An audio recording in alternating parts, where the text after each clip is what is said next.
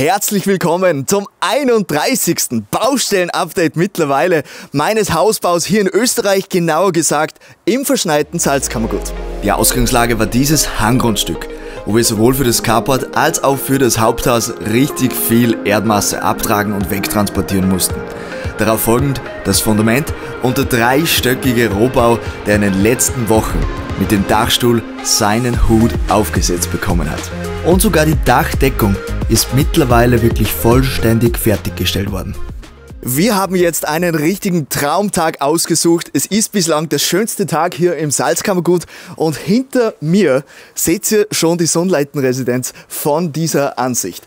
Großer Unterschied, mittlerweile ist alles, was damals an Gerüst aufgestellt worden ist, für die Zimmerei, für den Dachdecker, aber auch teilweise natürlich für die Maurer, für den Glasstrich und sowas, ist alles weggekommen. Das heißt, es ist soweit. Das Haus steht quasi nackt da. Deswegen, wir schauen jetzt mal hier runter und dann zeige ich euch den jetzigen Stand der Dinge mal. Wir haben jetzt gut 1,5 Meter ungefähr vom Haus jetzt zur Straße wieder dazu gewonnen. Wir blenden euch ein paar Aufnahmen vom letzten Mal ein. Da war natürlich hier das Gerüst, vor allem hier auf der Seite, überall sehr präsent. Mittlerweile alles schon sehr frei. Aber weil wir jetzt schon hier stehen, hier drinnen ist der Stromkasten, wo auch der Baustrom angeschlossen worden ist, der Zählerkasten. Der ist mittlerweile aber weggekommen. Also dreht es uns mal kurz hierher. Der ist hier gestanden, das war so ein großer oranger Kasten, der ist hier mit dem Zählerkasten dahinter, hinter dieser Holzverblendung quasi verbunden gewesen. Wenn ihr da ganz genau schaut, hier sind keine, aber da vorne, da seht ihr am Asphalt die roten Punkte. Der hier, der hier, der hier, der hier. Genau, also diese Kurve so generell. Und da ist das Kabel drinnen. Das heißt, von da weg geht die Leitung weiter und zwar bis zum Stall da unten. Das ist alles zusammengeschlossen. Früher ist das alles nacheinander quasi gesetzt worden und aneinander geschlossen worden. Das Problem natürlich, irgendwann ist der Leistungsabfall natürlich so stark und die Varianz von der Leistung auch so groß, dass es nicht mehr optimal ist. Würde man zum Beispiel da also PV drauf geben oder da drüben ein PV drauf tun, was auch immer, dann hätte man ein großes Problem. Deswegen wollte die Oberösterreich-Netz unbedingt das alles, also diese beiden Häuser zumindest, Haus und Stall, eben auf meinen neu gesetzten Kasten draufhängen. Der befindet sich da unterhalb des Dixie-Klos. Können wir euch gerne einblenden. Da unten ist nämlich der Hauptkasten, der auch die Sonnleitenresidenz per se mit Strom versorgt. Wir wollten aber da nicht aufgraben. Wie ihr sehen könnt, da ist ja alles zugeschüttet worden. Da sind zig Leitungen drinnen. Also richtig scheiße, wenn da jemand draufkommt, dann würde alles wieder zerstört werden, was aber jetzt quasi komplett neu ist, nur ein paar Monate alt. Und deswegen ist hier aufgegraben worden. Es hat schon am Montag gestartet mit einer wilden Grabaktion. Da ist schon wieder der Bagger hier gestanden. Ihr glaubt, das ist schon hinter uns, das ist noch lange nicht hinter uns. Auch jetzt nochmal gekommen, ist aber relativ gut gegangen, muss ich ehrlich sagen. Wir sind, also hier ist die Leitung drinnen, die geht hier runter. Da ist bis hierher aufgegraben worden. Ihr seht, diese ganze Asphaltstreifen ist auch nochmal weggekommen. Und von da weg geht es quasi runter, beziehungsweise hier in die Leerverrohrung, die auch nochmal eingezogen worden ist. Also vom Kasten ist in die Leerverrohrung, was ich schon reingelegt habe, nochmal der Strom eingezogen worden und der ist dann hier dazu gekoppelt, wenn man sich das ein bisschen vorstellen kann. Auf alle Fälle, summa summarum, es wird nichts mehr aufgegraben für Strom oder für Wasser. Das ist schon mal super. Außer hier. Das wird ja das Carport. Und dahinter kommt der Müllablagerraum her. Da drunter, wo ich jetzt stehe, ist ein Fundament bereits einbetoniert. Dieses Jahr ist das alles ausgekoffert worden. Ihr seht es in den ersten Baustellen-Update-Videos. Das ist wahrscheinlich 2, 3 oder 4 von den Baustellen-Updates. Da ist das alles hier mit dem Carport passiert. Da ist ein wirklich massives Fundament darunter, auf dem natürlich hier, also mit dem hier diese Betonwände gekoppelt worden sind. Das wird dann alles im Frühjahr erledigt werden. Aber ihr schaut ja jetzt hinter mir immer schon aufs Haus drauf. Das Haus steht komplett frei da und ich würde sagen, wir machen es überhaupt so.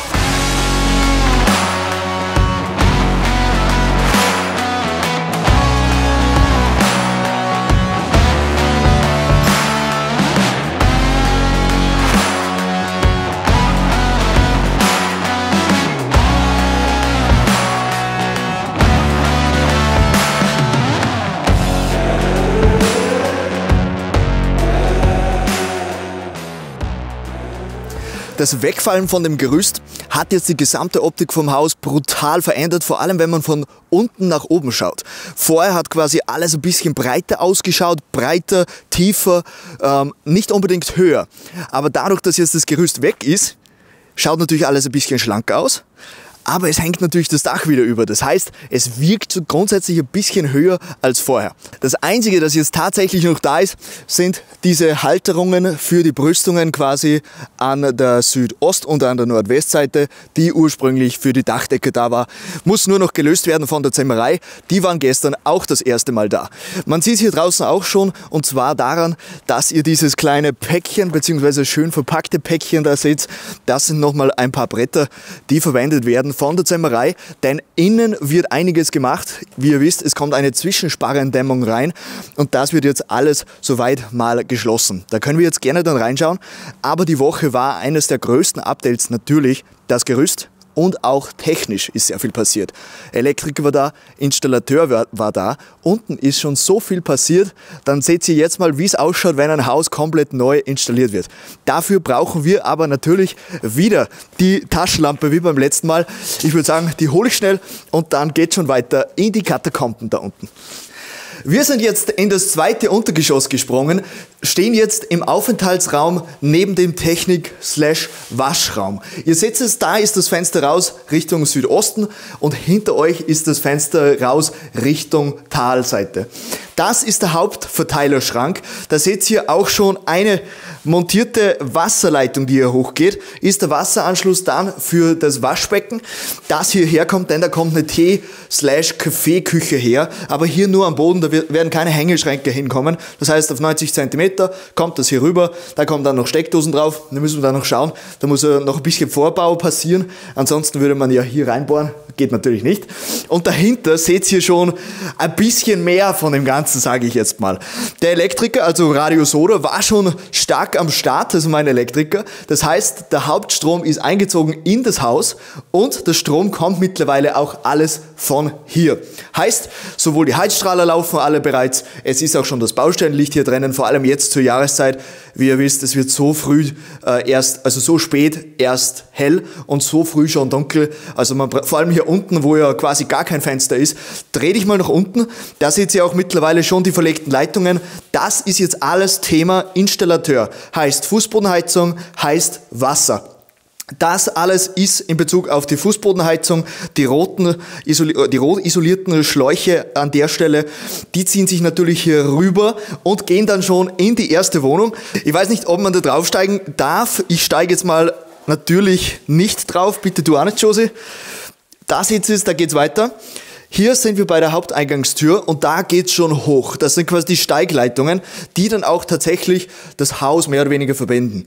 Wie ihr wisst, ganz am Anfang, wie auch schon die Betondecken und so gesetzt worden sind, die sind ja alle ausgenommen worden, damit das alles nicht aufgeschnitten werden muss bei den Decken. Heißt, das ist bei den Fertigteildecken, das sind ja so 17 Stück insgesamt und da ist das überall schon das Loch ausgesetzt worden. Wurden dann mit Bitumen nochmal verschlossen und im Nachhinein quasi dann nochmal geöffnet. Und wo führen natürlich diese Leitungen hin? Vor allem die Fußbodenleitungen. Und zwar hierher. Ihr seht's, die beiden Fußbodenverteiler, also die Heizungsverteiler.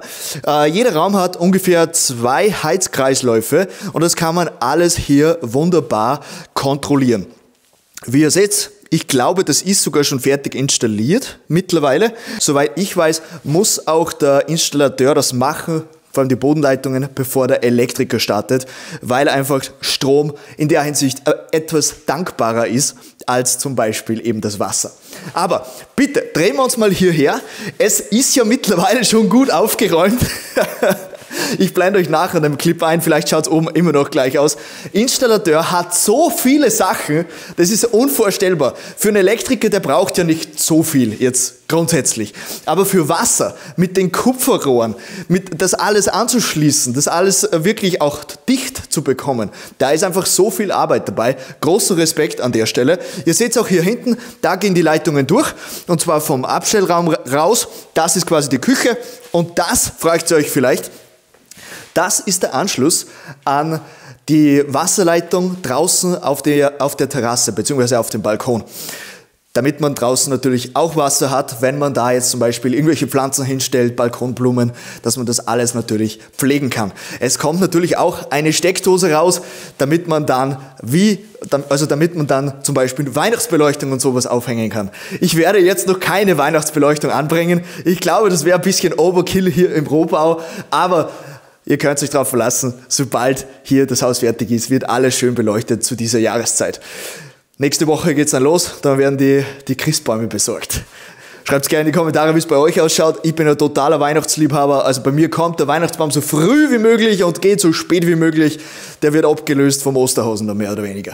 Und auch hier im zweiten Untergeschoss, in der kleinsten Wohnung hier in der Sonnleitenresidenz, haben wir eine brutale Aussicht. Ihr seht es hier hinter uns. Es ist einfach nur der Wahnsinn.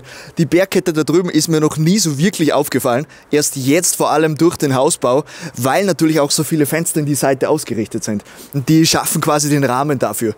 Natürlich ausschlaggebend für uns ist vor allem da drüben der Krippenstein, der ja normalerweise wirklich so das Sinnbild ist für Bad Gäusern, weil es einfach ein ganz prägnanter Berg ist, der hier wirklich auch gesehen wird. Da hinten seht ihr auch die Leitung, die ich gerade angesprochen habe, rausstehen. Die wird natürlich noch gekürzt, da kommt dann die Isolierung drauf und je nachdem, wie lang die dann sein soll, wird sie dann angepasst. Aber wir gehen ein bisschen zurück, dann seht ihr jetzt mal das Haus quasi von der Seite. Ich habe gestern mit dem Handy einfach mal ein Bild gemacht. Pass auf, dass du nicht hinschmeißt. Das ist echt arg. Das Haus schaut von der Seite. Da musst du aufpassen, da geht genau die Ringrinne. Gestern bin ich auch noch vorbeigegangen und habe mir gedacht, Alter Scheiße, was haben wir jetzt angerufen? Also, liebe Leute, das ist der Blick zum jetzigen Stand der Dinge. Einfach nur gewaltig. Vor allem der Vorsprung jetzt aus Lärchenholz mit den Brettern da oben kommt viel besser zur Geltung. Ihr seht im Kontrast dazu eben Fichte Natur bei den Pfetten und auch bei den Span. Es schaut einfach nur sowas von fein aus. Also ich bin so begeistert, wenn ihr euch das jetzt noch vorstellt mit der Lärchenholzschalung quasi beim obersten Stockwerk. Boah, ich fall da frei um. Also wenn ihr euch das noch vorstellt, beim obersten Stockwerk mit der Lärchenholzverkleidung, also oben beim Dachgeschoss, Erdgeschoss, dann dazu wird das Haus wahrscheinlich weiß werden, weil ich nicht zu viel Kontrast erzeugen möchte, weil ja schon so viel Farbgebung da ist, weil jedes Fenster hier bekommt nochmal 2 Fensterläden, wie ihr wisst. Die habe ich euch ja das letzte Mal in der Garage oben gezeigt. Das wird nochmal ein richtig fetter optischer Punkt sein, weil natürlich so viel mehr Grün auch in das Bild von außen reinkommt. Das heißt, Lärche, Grün und dann Weiß. Das wird so die Farbgebung vom Haus generell von außen sein. Und was jetzt letztens gekommen ist, nochmal die Frage. Und zwar, wenn man schon die Terrasse hier von der Seite sieht, ihr seht diese Edelstahl-Säulen, die sich hier bis nach oben ziehen.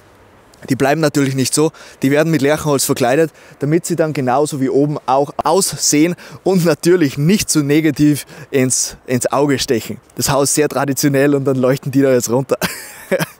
Was aber auffällt, die Terrassen wirken deutlich schlanker jetzt mittlerweile. Ihr seht es sind ja nur diese feinen Säulen und dann wiederum die Decke, die eben hier rausgezogen ist, beziehungsweise das Terrassenelement, das rausgezogen ist. Und das war es auch schon wieder. Da ist noch kein Geländer da, was das ja alles dann wirklich so wuchtig gestalten wird dann am Ende des Tages, was dann auch die Optik des Hauses von vorne ganz maßgeblich bestimmen wird. Großer Vorteil, wir sind ja hier auf YouTube, wir gehen jetzt hier hoch auf die erste Untergeschossterrasse. So schnell geht's und wir sind schon da. Mittlerweile hier eine totale Panoramaterrasse, muss ich schon ehrlich sagen. Ihr seht hier wieder den Ausblick, der absolute Wahnsinn, wirklich. Ich bin total begeistert, da ist man wirklich kurz mal sprachlos. Auch wenn man drinnen steht und rausschaut, einfach nur wild. Aber jetzt muss ich unbedingt mal was loswerden. Am 10. November, also vor 20 Tagen, haben wir eine E-Mail bekommen vom Tobias, ein treuer Zuschauer, schon seit Jahren auf dem Kanal, auch damals, wie wir noch Chalet-Touren und Häusertouren gemacht haben. Und der verfolgt uns jetzt schon so lange und hat in dieser Zeit extrem viel mitnehmen dürfen durch unsere Videos und hat uns dazu eine extrem nette und lange E-Mail geschrieben mit Bildern dazu, denn er hat selbst ein Haus quasi gebaut bzw. gekauft und dann auch noch in Eigenleistung renoviert. Wirklich sensationell. sensationell. Ich kann euch ein paar Bilder blende ich euch ein. Nicht zu viel, ich weiß natürlich auch nicht, ob ihr das möchte, aber an der Stelle nochmal vielen Dank. Ich werde die Tage auch wirklich mal zurückschreiben, habe bis jetzt noch nicht die Zeit gefunden und ist dann einfach mal untergegangen.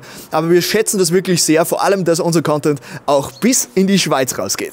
Es ist das letzte Mal auch ein sehr cooler Kommentar gekommen, weil ich ja das angesprochen habe mit der Leiste da unten, dass die in Silber ist, also quasi als einzelnes Element in Silber, dass man die vielleicht grün eloxieren könnte, die hier an der Stelle, aber ich glaube, soweit wird es mich nicht so stören, weil wir hier einen schönen Übergang dann haben werden von dieser silbernen Leiste auf einen relativ hellen Boden.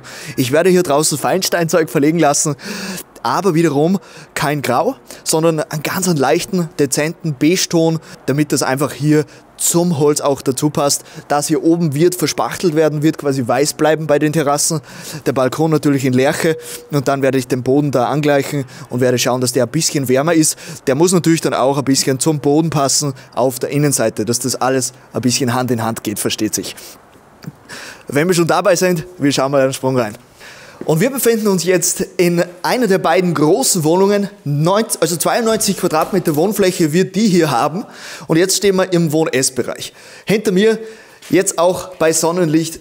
Ich bin so begeistert von den Terrassenelementen. Wie gesagt, von Würth-Hohenburger bezogen, sind Bayerwald-Fenster wirklich sensationell. Habe mittlerweile auch die beiden Fenster, die ich zu viel habe, auf Willhaben gestellt. Könnt ihr gerne vorbeischauen. Und ihr seht hier aber ein bisschen andere Situation. So schaut es quasi aus, wenn mit der Installation dann begonnen wird. Ihr seht hier das Material, was ich unten angesprochen habe. Der Installateur braucht so viel Zeug, das ist wirklich der Wahnsinn. Das ist alles nur für den Installateur. Und das ist, glaube ich, noch nicht mal alles. Hier hinten seht ihr die roten Isolierungen, die ja alle für die Fußbodenheizung sind. Und ihr seht hier auch schon ein paar ausgeschnittene Steckdosen beim Elektriker. Der wird da nächste Woche dann weitergehen.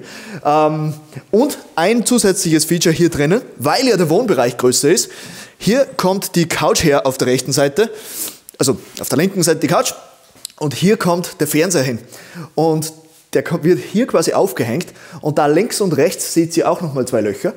Da kommt nämlich ein Auslass hin. Da werden wieder zwei Wandlampen links und rechts neben dem TV angebracht. Das heißt, was hat man hier so für primäre Lichtquellen hier dann im Wohnbereich? Man hat natürlich die indirekte Beleuchtung, die dehnbar ist. Dann hat man die Wandleuchten und man hat dann noch so grundsätzlich halt diese, ich werde wahrscheinlich eine Lampe aufstellen, die so reinhängt ein bisschen, beziehungsweise so eine Art Leselampe. Das sind so die Kernbeleuchtungen hier drinnen, denn da, wo ihr jetzt steht, also hier, da ist ja der Esstisch, das heißt, da kommt noch eine richtig schöne Pendelleuchte her, die dann wirklich auch ein Statement setzen soll, weil sich natürlich die Beleuchtung hier unter der Kücheninsel dann wieder unterordnen sollte. Denn sind natürlich doch in guter örtlicher Nähe und ich will da nicht, dass da zwei Pendelleuchten nebeneinander sind und der eine dem anderen quasi die Show stiehlt. Das heißt, da wird etwas Minimalistischeres herkommen. Ich bin am Überlegen an Spots beziehungsweise so einzelne schwarze Hängeleuchten, die herunterleuchten oder vielleicht sogar ohne hängend, einfach nur ein länglicher Spot, der an der Decke dann platziert wird. Werden wir dann schauen, was es dann werden wird. Und ihr könnt auch hier die beiden Fußbodenkästen sehen, wo quasi die Heizung dann reinkommt. Unten habt ihr es ja gesehen, da war alles schon bereits angeschlossen. Hier ist das natürlich alles noch ausstehend. Ihr seht es, wieder zwei Kästen, ist alles vorgemauert worden, da sind die draufgekommen, wird dann noch abgeschlossen, das wird dann so ein weißer Kasten sein. Bei mir werden die aber alle verblendet.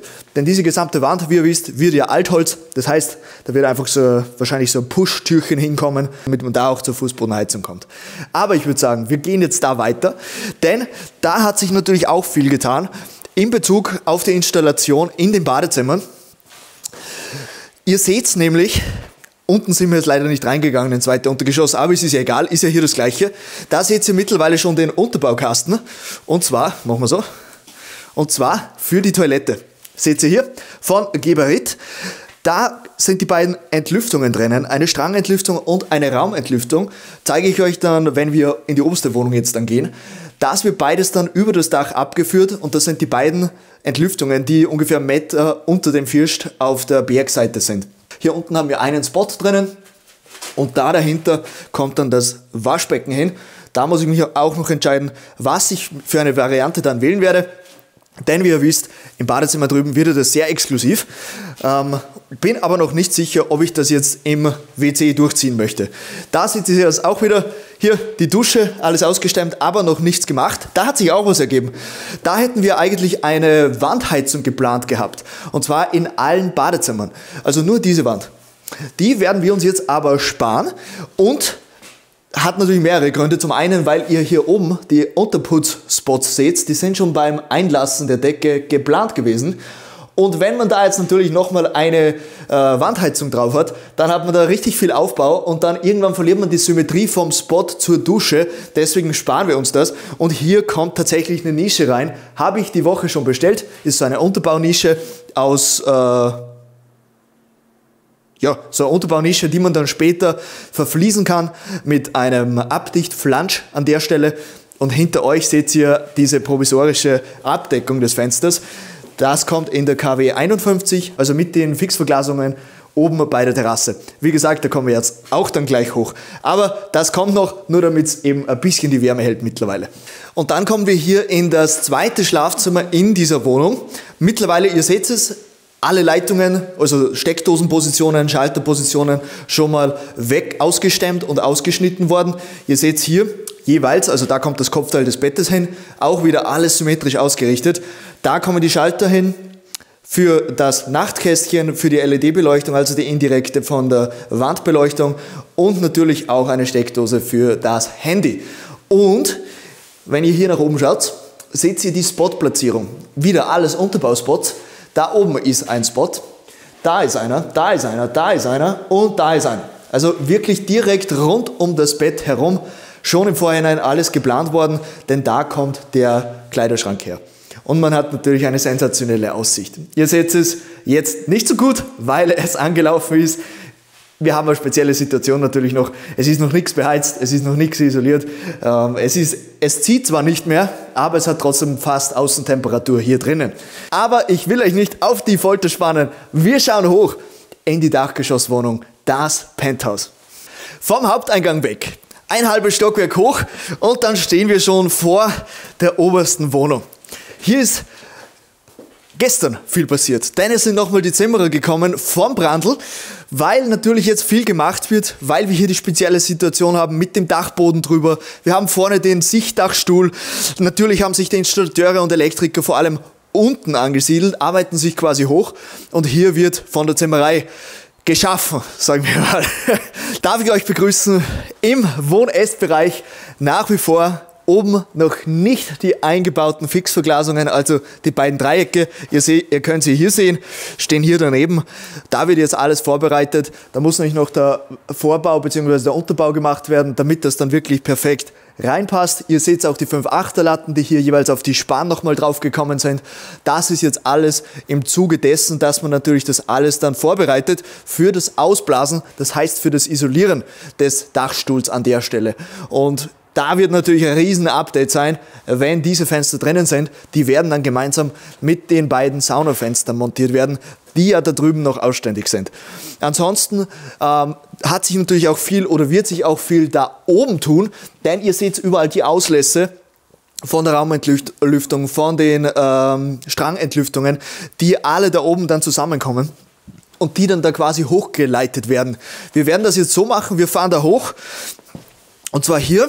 Wir werden hier von den Entlüftungen vom WC jeweils hochfahren, dann fahren wir da in dieser Zangenebene rüber und dann schießen wir vertikal nach oben, damit wir dann zu den beiden Entlüftungen kommen, die der Dachdecker schon vorgesehen hat. Habe ich ja schon mal angeschnitten, habe ja ein Preferdach und da sind genau diese Öffnungen vom Prefer bereits vorgefertigt gekommen, sind perfekt abgedichtet bereits und hier ist wiederum noch offen, weil die Monteure noch nicht, beziehungsweise die Installateure noch durchtrennen waren.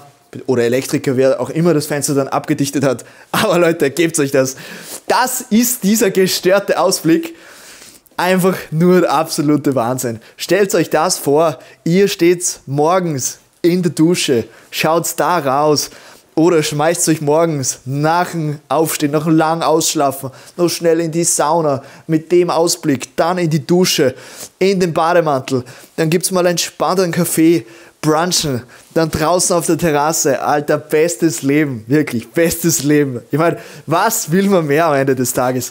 Ich glaube, das wird echt ein Lebensgefühl hier drinnen. dass man so schnell nicht vergessen wird. Vor allem auch hier oben ist alles deutlich offener, deutlich luftiger, weil natürlich das Gerüst entfernt worden ist, beziehungsweise wegtransportiert worden ist. Ihr seht es hier, den kompletten Dachvorsprung. Das letzte Mal war ja das alles noch eingezwängt. Wir blenden euch die Aufnahmen ein. Einfach nur der Wahnsinn. Man kann da jetzt richtig schön durchschauen. Man sieht jeweils, wenn man ein bisschen in die Hocke geht, sieht man da hinten schon das Hängebrett mit dem Logo der Sonnleitenresidenz. Also diese ganzen Details kommen immer mehr zum Vorschein und das alles mit immer mehr Ausblick. Also es freut mich extrem, der Fortschritt ist der Wahnsinn, der Wind ist auch mittlerweile da, das Dach ist drauf, die Fenster sind grundsätzlich drinnen. Was will man mehr? Leute, ich sage danke fürs Zuschauen, gebt einen Daumen nach oben für das Video, wenn es euch gefallen hat, gerne auch einen Kommentar. Das letzte Video ist brutal bei euch angekommen, freut mich wirklich sehr, vor allem weil die Fenster in grün-weiß vor allem jetzt, sagen wir mal in Deutschland oder so, nicht so bekannt ist, und das ist auch in den Kommentaren teilweise gekommen, aber gefällt trotzdem sehr gut, quer durch die Bank. Also das freut mich sehr, weil es doch ein regionaler Stil ist, den wir hier durchgezogen haben. Ich wünsche euch noch eine schöne Woche und wir sehen uns nächsten Sonntag zum 32. Baustellen-Update.